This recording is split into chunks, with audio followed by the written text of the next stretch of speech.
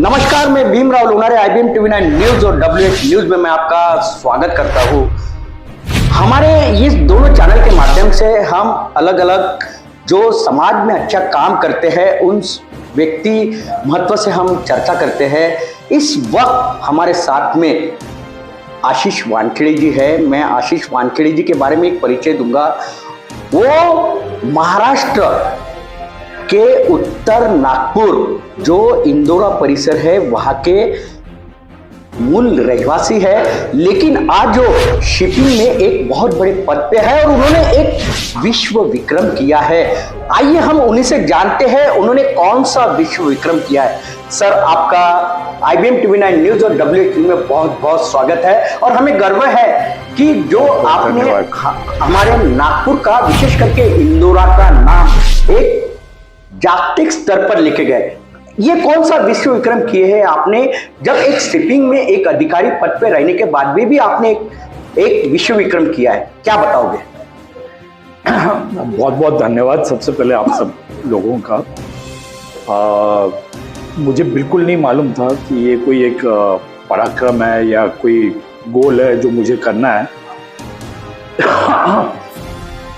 मुझे सिर्फ ये अवेयरनेस स्प्रेड करना था कि भाई थोड़ा पोल्यूशन कम करो, सिर्फ शिपिंग में नहीं, इन जनरल हर जगह, क्योंकि पृथ्वी जो है हमारी माता वो इतनी खूबसूरत है और बहुत लग रहा था कि कुछ ना कुछ करना चाहिए जिसकी वजह से ये पोल्यूशन कम हो। तो एक व्यक्ति जिसको बोलते पर्सनल लेवल पे क्या कर सकते बोल के पाकिस्तान बॉर्डर से, यानी वो जक्कायू के पास जो मांडवी करके विलेज है, वहाँ से सिर्फ ड्राइव करना चालू किया। बिल्कुल नहीं मालूम था क्या करना है क्या नहीं करना, कल कहाँ जाना, कहाँ रुकना, कहाँ खाना पीना, किससे मिलना, बस ड्राइव करते गए। क्योंकि आइडिया ये था कि गाड़ी पे अगर कुछ पोस्टर्स लगे रहेंगे और हम लोग अगर वो टी शर्ट और लोगो वगैरह रहेगा तो एटलीस्ट 2-4 लोग पूछेंगे, 2-4 लोग वो गाड़ी को देख के बात करते हैं, तो इससे कुछ अवेयरनेस बढ़ेगा। बस उतना ही प्लान था। और आइडिया तो था कि कोलकाता तक जाने का है। मैं खुद एक ड्राइवर नहीं हूँ, प्रोफेशनल ड्राइवर नहीं हूँ, थोड़ा बहुत चला लेता हूँ।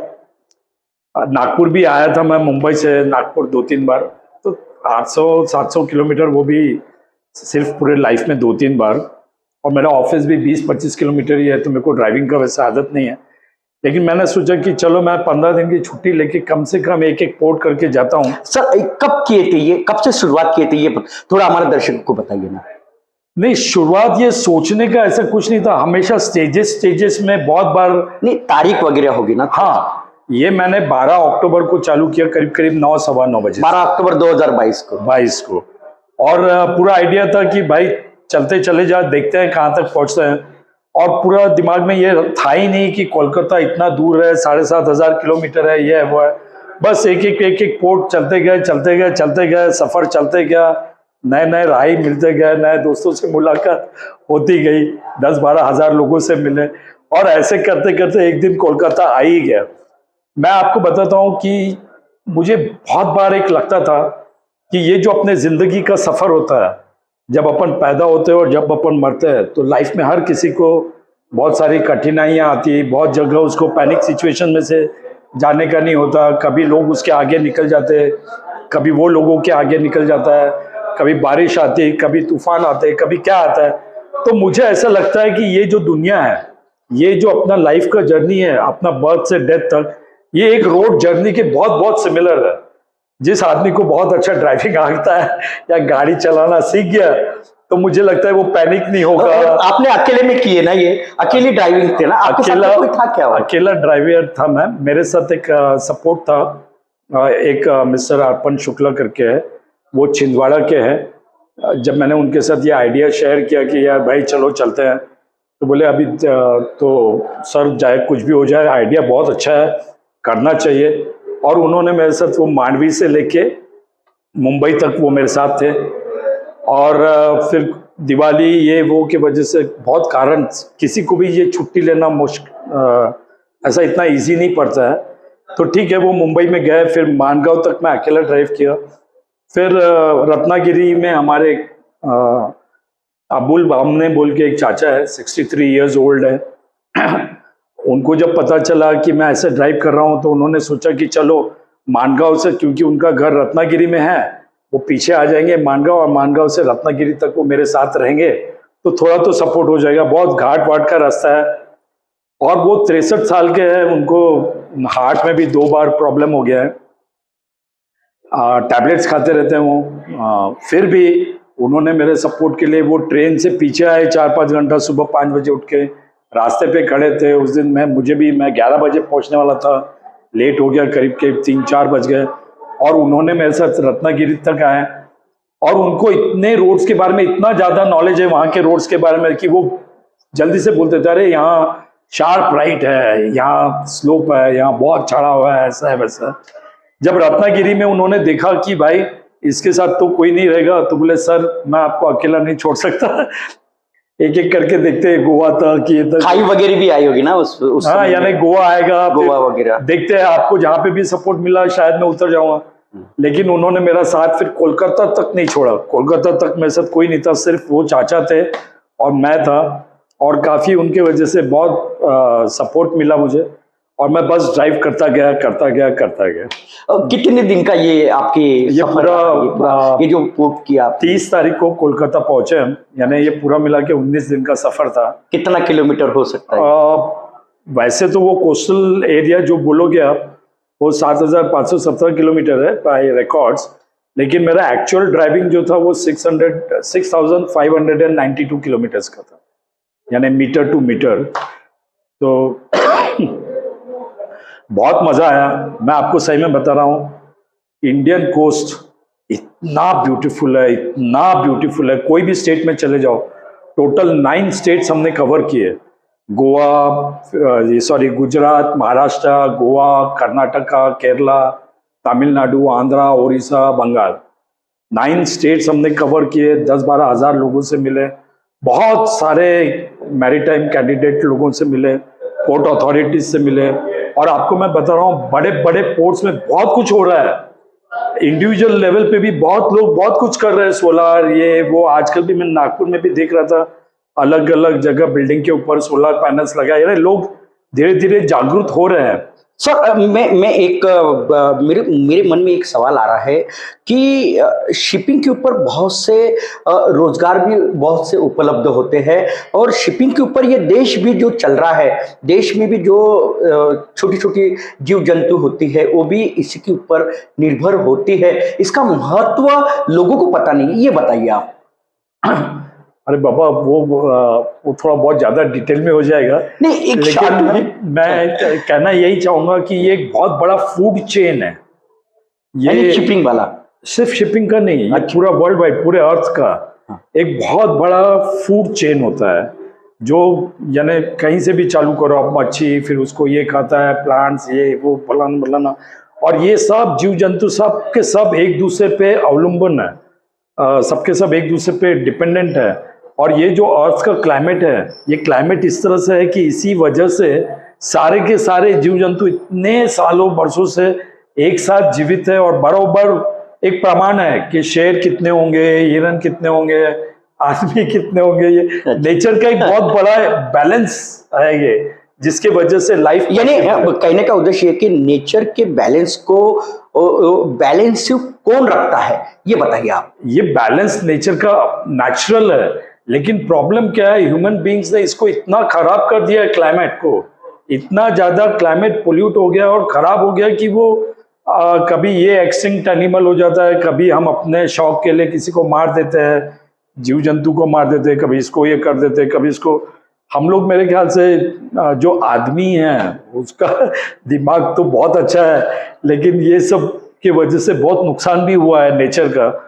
हमको ऐसा लगता है कि ये हमने प्रिजर्व करना चाहिए नेचर, क्योंकि एक चीफ सेटल बोल के एक इंसान थे, उन्होंने एक बार कहा था, we do not inherit the earth from our ancestors, we borrow it from our children. यानी कहने का मतलब वो कहते हैं कि ये जो हमारे लिए ये जो पृथ्वी है, ये कोई हमारे बाप दादा की दी हुई प्रॉपर्टी या ये वो नहीं है जिसका हम उसका नुकसान करे, नहीं, ये यूं समझना चाहिए कि हमने अपने बच्चों से बोरो किया। सर एक सवाल ये भी होता है कि हम देख रहे हैं कि जो मानव है, मनुष्य जो है वो समुद्र पर हो गया अतिक्रमण कर रहा है, और यानी जो वन जाति रहती है, जो जंगल रहता है, उस पर अतिक्रमण कर रहा है। तो क्या लगता है ये इससे कोई मानव जीवन को कोई धोखा होने की संभावना है क्या? आप एक तज्ञ होने के कारण मैं आपको एक सवाल कर रहा हूं।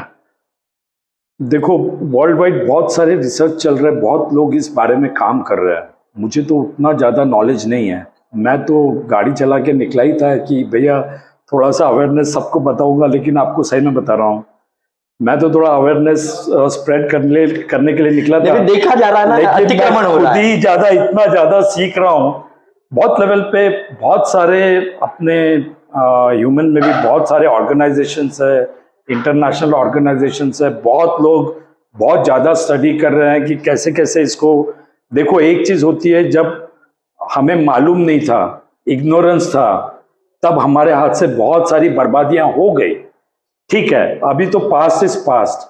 अभी अपने को ये देखना चाहिए कि अब मैं इसको कैसे कंट्रोल करूं, और इसके लिए बहुत ज़्यादा लोग काम कर रहे हैं, बहुत ज़्यादा रिसर्च चल रहा है। आप मानोगे नहीं, अभी ये जो ई व्हीकल्स, ई रिक्शा, ये वो सब जो नए नए टेक्नोलॉजी आ रहे हैं, अलग टाइप के फ्यूल्स आ रहे हैं। अभी मेरे ख्याल से अराउंड 3 हफ्ता या 1 महीना पहले प्रधानमंत्री श्री मोदी जी ने भी कहा कि मथुरा करके एक जगह है गुजरात में, अच्छा ही ना, मरेथरा कुछ नाम है, वो पूरा 100% सोलर एनर्जी पे होगा। मुंद्रा पोर्ट जो है, लेकिन ये जो मानव निर्मित हो गया, ये नेचुरल और मानव निर्मित, तो इससे क्या मानव में, एक मनुष्य को क्या प्रभावित कर सकता है क्या, या कुछ हानि हो सकती है क्या? ये देखिए, ये मानव निर्मित है। देखो, समुद्र पे अतिक्रमण हो रहा है। एक चीज बताता हूँ मैं सर, आशीष सर, मैं आपको बताना चाहूंगा, आप शिपिंग में काम कर रहे हैं, एक अधिकारी पद पे हो। शिपिंग में भी आप मुझे एक बात बताइए कि समुद्र पे लोग अतिक्रमण कर रहे हैं, जंगल पे लोग अतिक्रमण कर रहे हैं, क्या आपको ऐसी नहीं लगता कि कहीं तो भी एक दिन ऐसी आएगा कि इस पृथ्वी तल पर जो मनुष्य अतिक्रमण कर रहा है, यानी जिसको नेचुरल बोलेंगे, अपन नैसर्गिक बोलेंगे, उस पर जो अतिक्रमण कर रहा है, उससे कुछ तो भी जीवित हानि होने की संभावना है? ऐसे आपको नहीं लगता क्या? आपको देखो, ये वर्ल्ड वाइड प्रूव हो चुका है कि ये जो जितना कुछ हमने पोल्यूट किया, इसके वजह से बहुत सारे प्रॉब्लम्स आएंगे फ्यूचर में। लेकिन बहुत खुशी की बात ये भी है कि हमने थोड़ा पॉजिटिव रहना चाहिए कि जो चीज़ें हो गई वो हो गई, लेकिन अभी काफ़ी सारे ऑर्गेनाइजेशंस और काफ़ी सारे क्लियरेंसेस चाहिए रहते हैं, एनवायरनमेंट क्लियरेंस, ये वो, कोई भी चीज़ करने के पहले।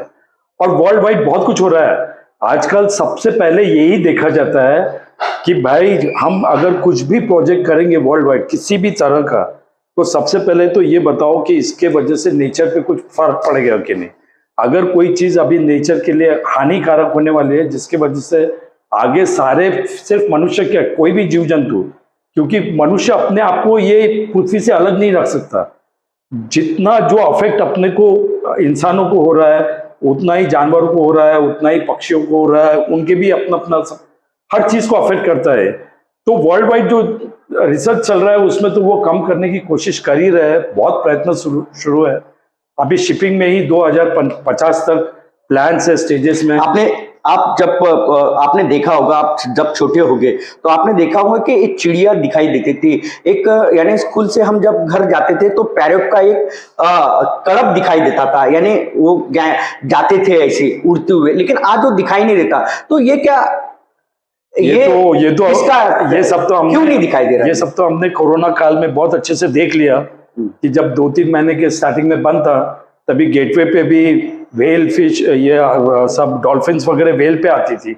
सॉरी, डॉल्फिन्स, ये जो फिशेस थे ये गेटवे तक आते थे। समुद्र इतना नीला दिखने लग गया था, इतना सुंदर दिखने लग गया था, पशु पक्षी का आवाज आता था। मेरे ख्याल से हम सब लोगों ने ये एक्सपीरियंस किया है कि जब हम ये बंद करते हैं तो कितना ज्यादा नेचर अच्छा हो जाता है। लेकिन मानो या मत मानो, अगले 10 साल तो बहुत हो गया, धीरे धीरे ये जो गाड़ियों का पोल्यूशन वगैरह, ये बहुत ही ऑलमोस्ट जीरो हो जाएगा। मजाक नहीं करता, अभी हमने अपने बच्चों को न्यू टेक्नोलॉजीज वगैरह बहुत ज़्यादा सिखाना चाहिए। क्यों सिखाना चाहिए? क्योंकि आगे आगे यही टेक्नोलॉजी है। मैं जो 25-30 साल पहले जो सीखा वो कुछ रहने वाला नहीं है। अभी नई टेक्नोलॉजी आएगी तो कम पोल्यूशन होगा, कम ये होगा। तो मेरे ख्याल से हम लोग जितना बर्बाद कर चुके थे इस पृथ्वी को, वो धीरे धीरे धीरे रिपेयर करने की कोशिश होगी। और मेरे ख्याल से हम सब लोगों ने एक प्रयत्न करना चाहिए। और ये सब कब होगा? जब हम ये पोल्यूशन के बारे में सबको अवेयर कर रहे, हम लोगों ने ये सब लोगों तक पहुंचना चाहिए। इसीलिए ये एक ड्राइव करने का कोशिश किया गया था कि जितने ज्यादा लोगों से इंटरेक्शन होगा, कुछ तो बातें होगी, कुछ तो दो लोगों को लगेगा। मैं खुद भी बहुत पोल्यूशन का जिम्मेदार हूँ। मैंने खुद ही पेट्रोल की गाड़ी चलाते हुए गया।